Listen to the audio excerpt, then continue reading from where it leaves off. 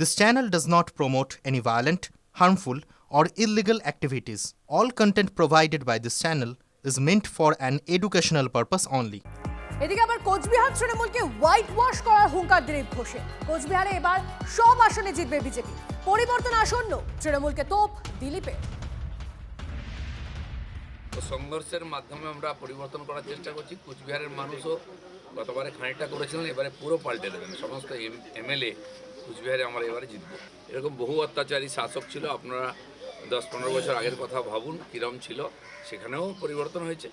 অতএব এই ঘটনার উৎপাত বাড়া মানে পরিবর্তনটা খুব কাছে চলে আসছে।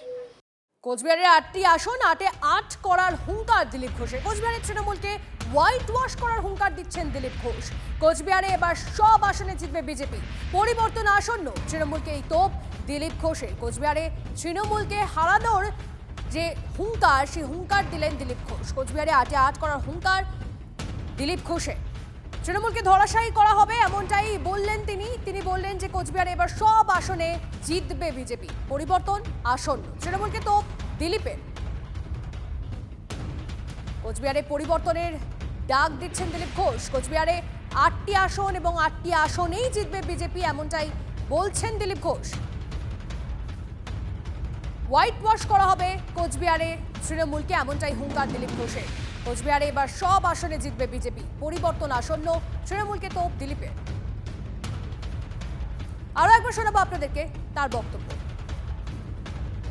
সংঘর্ষের মাধ্যমে আমরা পরিবর্তন করার চেষ্টা করছি। কোচবিহারের মানুষও গতবারে খানিকটা করেছিলেন, এবারে পুরো পাল্টে দেবেন। সমস্ত এমএলএ কোচবিহারে আমরা এবারে জিতব।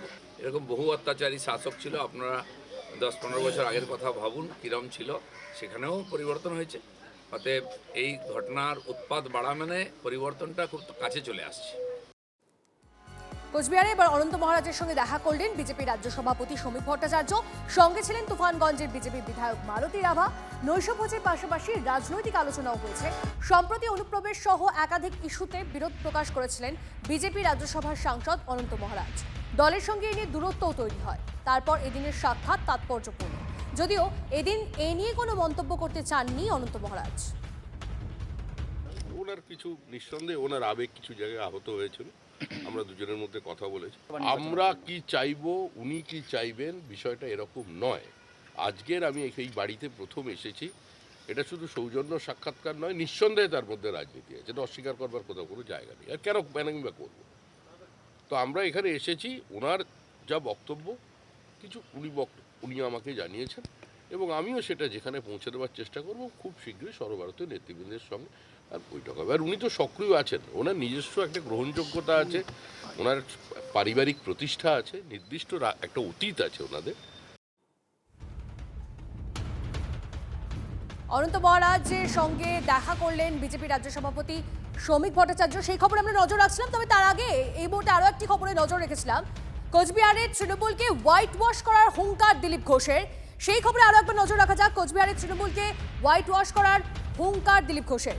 তৃণমূল নেতা পার্থপ্রতিম রায় এই মুহূর্তে আমাদের সঙ্গে রয়েছেন। পার্থপ্রতিম বাবু, দিলীপ ঘোষ তিনি হুঙ্কার দিচ্ছেন যে কোচবিহারে যে 8টি আসন 8-এ 8 করা হবে বিজেপির তরফ থেকে এবং তৃণমূলকে হোয়াইট ওয়াশ করা হবে, কি বলবেন? আসলে দিলীপ বাবু অনেকদিন বাদে আবার সক্রিয় হয়েছেন। মাঝে তিনি নিজেই হোয়াইট হাউস হয়ে গেছিলেন। তো এখন একটু নম্বর বাড়াতে এবং কোচবিহারে তিনি অনেকদিন বাদে এলেন, সাগরদিঘির পাড়ে শীতল বাতাসে ঘুরে বেড়ালেন।